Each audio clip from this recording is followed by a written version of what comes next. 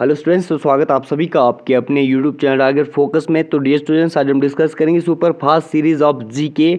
यानी इस सेशन में हम डिस्कस करेंगे 20 मोस्ट इंपॉर्टेंट क्वेश्चन जो आपके एचपी टेट में हर बार पूछे जाते हैं। तो हमारी टारगेट ऑडियंस रहेगी एचपी आस TET, JBT TET, non medical TET और एलटी टेट। यानी सभी टेट में जो है आपको जीके सेक्शन पूछा जाता है। तो सभी के लिए जो है ये सेशन काफ़ी ज़्यादा इंपॉर्टेंट है। तो जिसने भी अभी तक हमारा चैनल सब्सक्राइब नहीं किया है तो जल्दी से सब्सक्राइब कीजिए और बेल आइकन को प्रेस कीजिएगा। तो कंटिन्यू कर लेते हैं आज के सेशन को। तो आज का पहला क्वेश्चन है, भारत की सबसे लंबी नदी कौन सी है? तो जल्दी से बताइए भाई, भारत की सबसे लंबी नदी कौन सी है? ऑप्शन दे रखे हैं गंगा, कावेरी, कोसी या फिर यमुना।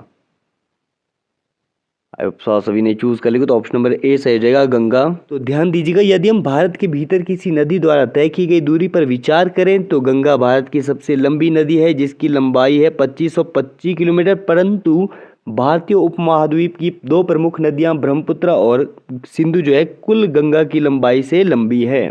और ब्रह्मपुत्र नदी की जो लंबाई है वो है 2900 किलोमीटर, लेकिन भारत में ब्रह्मपुत्र की लंबाई केवल 916 किलोमीटर है। तो अगला क्वेश्चन है, नाथुला दर्रा भारत के किस राज्य में स्थित है? ऑप्शन दे रखे हैं मणिपुर, सिक्किम, हिमाचल प्रदेश या फिर उत्तराखंड। तो जल्दी से चूज कर लीजिए, नाथुला दर्रा भारत के किस राज्य में स्थित है? आप सभी ने चूज कर तो ऑप्शन नंबर बी सही जगह, सिक्किम। तो ध्यान दीजिएगा, नाथुला दर्रा हिमालय का एक पहाड़ी दर्रा है जो भारत के सिक्किम राज्य और दक्षिण तिब्बत में चुंबी घाटी को जोड़ता है। और नाथुला दर्रा जो है प्राचीन सिल्क रूट यानी रेशम मार्ग की एक शाखा का हिस्सा भी रहा है। नाथुला यानी ला शब्द का तिब्बती भाषा में अर्थ होता है दर्रा। तो अगला क्वेश्चन है, राष्ट्रीय खेल दिवस कब मनाया जाता है? ऑप्शन दे रखे हैं 28 अगस्त, 25 अगस्त, 30 अगस्त या फिर 29 अगस्त। तो जल्दी से चूज कर लीजिए, राष्ट्रीय खेल दिवस यानी नेशनल स्पोर्ट्स डे कब मनाया जाता है? आप सभी ने चूज कर लिया तो ऑप्शन नंबर डी सही हो जाएगा, 29 अगस्त। तो ध्यान दीजिएगा, राष्ट्रीय खेल दिवस 29 अगस्त को मनाने के पीछे रीजन क्या है? अभी हॉकी के दिग्गज खिलाड़ी मेजर ध्यानचंद की जयंती होती है भाई 29 अगस्त को। तो उनके जन्मदिन के उपलक्ष्य पर और उन्हें श्रद्धांजलि देने के लिए ये दिवस यानी राष्ट्रीय खेल दिवस मनाया जाता है। और राष्ट्रीय खेल दिवस का पहली बार आयोजन किया गया था 29 अगस्त 2012 को।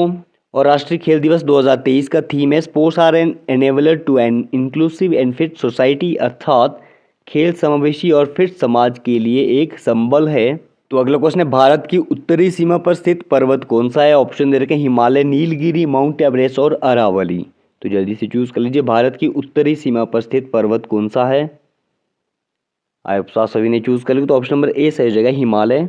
तो अगला क्वेश्चन है, भारत में प्रथम समाचार पत्र शुरू करने वाला व्यक्ति कौन था? ऑप्शन दे रखे हैं Bhagat Singh, Lord Canning, James Augustus Hicky, Sardar Patel. तो जल्दी से चूज कर लीजिए, भारत में प्रथम समाचार पत्र शुरू करने वाला व्यक्ति कौन था?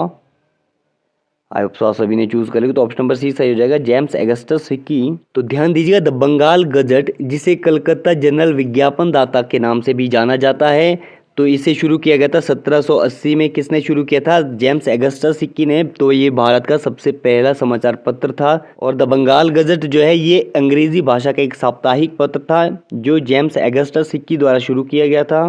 तो अगला क्वेश्चन है, भारत के किस राज्य में सबसे ज़्यादा सेब का उत्पादन होता है? ऑप्शन दे रखे हैं जम्मू कश्मीर, गुजरात, अरुणाचल प्रदेश या फिर हिमाचल प्रदेश। तो जल्दी से चूज कर लीजिए, भारत के किस राज्य में सबसे ज़्यादा सेब का उत्पादन होता है?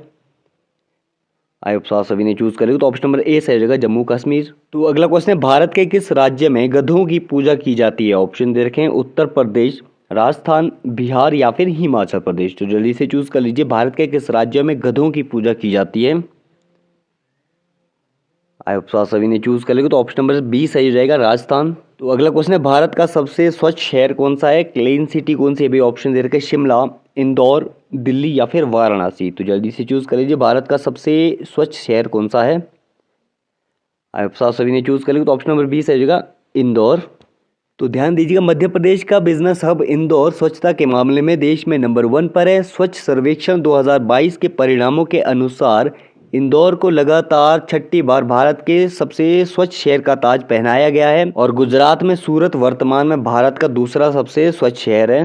तो अगला क्वेश्चन है, माउंट एवरेस्ट पर चढ़ने वाली प्रथम भारतीय महिला कौन थी? ऑप्शन दे रखे हैं रजिया सुल्तान, बिछेंद्री पाल, सुचेता कृपलानी या फिर कल्पना चावला। तो जल्दी से चूज कर लीजिए, माउंट एवरेस्ट पर चढ़ने वाली प्रथम भारतीय महिला कौन थी?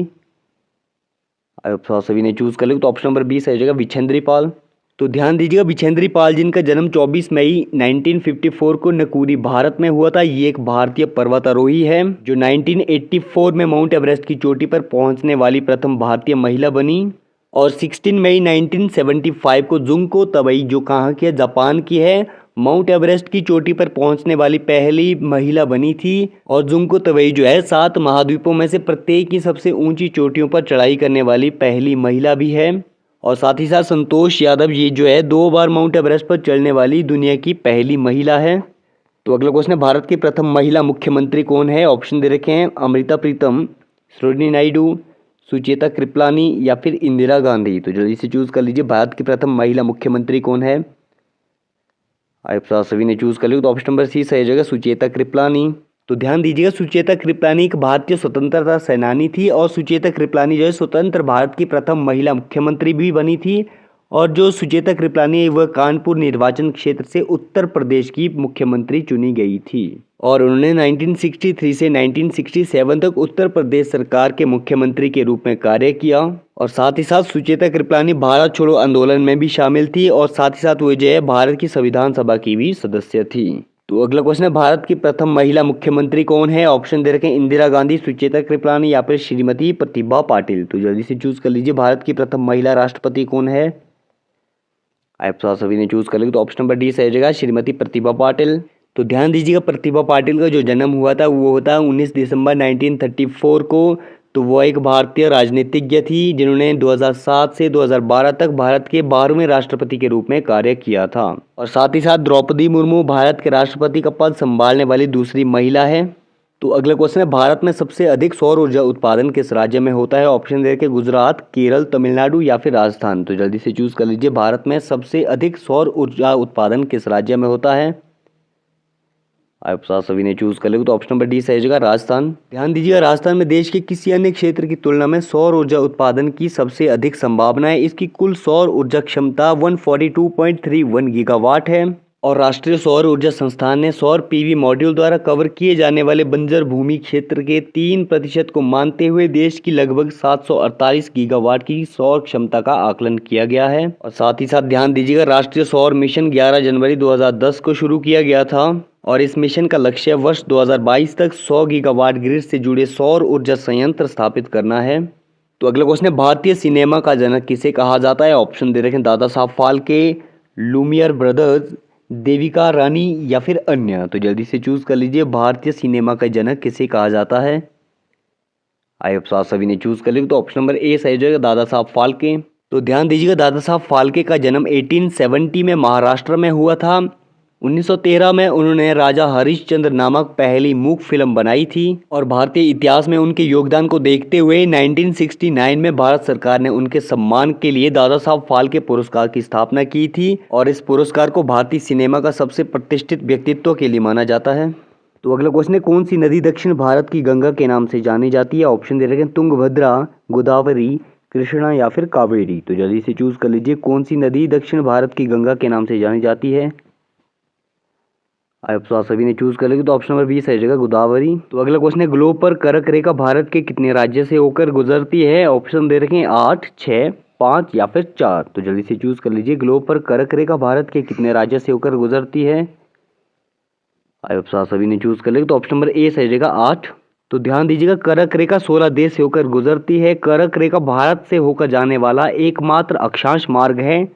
कर्क रेखा जो है 8 भारतीय राज्य से होकर गुजरती है। तो वे 8 राज्य है गुजरात, राजस्थान, मध्य प्रदेश, छत्तीसगढ़, झारखंड, पश्चिम बंगाल और त्रिपुरा और मिजोरम। और साथ ही साथ ध्यान दीजिएगा माही नदी भारत की एकमात्र नदी है जो कर्क रेखा को 2 बार काटती है। और कर्क रेखा जो है 16 देशों, 3 महाद्वीपों, 6 जल निकायों के माध्यम से गुजरती है।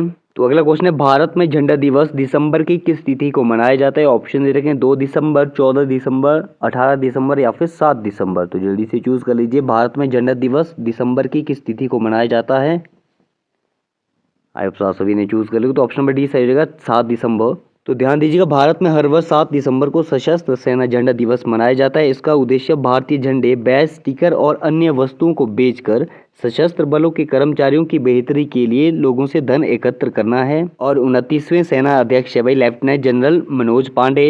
तो अगला क्वेश्चन है, राष्ट्रीय गणित दिवस दिसंबर में किस तिथि को मनाया जाता है? ऑप्शन दे रखे हैं 12 दिसंबर, 21 दिसंबर, 27 दिसंबर या फिर 22 दिसंबर। तो जल्दी से चूज कर लीजिए, राष्ट्रीय गणित दिवस दिसंबर में किस तिथि को मनाया जाता है?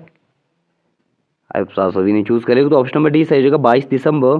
तो ध्यान दीजिएगा, प्रसिद्ध गणितज्ञ श्रीनिवास रामानुजन की जयंती मनाने के लिए हर साल 22 दिसंबर को राष्ट्रीय गणित दिवस मनाया जाता है। तो अगला क्वेश्चन है, भारत में पहला कृषि विज्ञान केंद्र कहाँ स्थापित हुआ था? ऑप्शन दे रखे हैं पुडुचेरी, लक्षद्वीप, नई दिल्ली या फिर चंडीगढ़। तो जल्दी से चूज कर लीजिए, भारत में प्रथम कृषि विज्ञान केंद्र कहाँ स्थापित हुआ था? आप सभी ने चूज कर लिया तो ऑप्शन नंबर सी सही हो जाएगा न्यू दिल्ली। तो ध्यान दीजिएगा, भारतीय कृषि अनुसंधान संस्थान न्यू दिल्ली में स्थित है। इसकी स्थापना 1 अप्रैल 1905 को हुई थी। तो अगला क्वेश्चन है, भारत रत्न पुरस्कार पर कौन सी आकृति बनी होती है? ऑप्शन दे रखें चंद्रमा, शेर की, हाथी या फिर सूर्य की। तो जल्दी से चूज कर लीजिए, भारत रत्न पुरस्कार पर कौन सी आकृति बनी होती है? आप सभी ने चूज कर लिया तो ऑप्शन नंबर डी सही हो जाएगा सूर्य की। तो आज के सेशन में इतना ही करते हैं। उम्मीद आप सभी को आज का सेशन पसंद आया होगा। तो अगर पसंद आया हो तो लाइक शेयर सब्सक्राइब कीजिए टारगेट फोकस यूट्यूब चैनल को और बने रहिए हमारे साथ।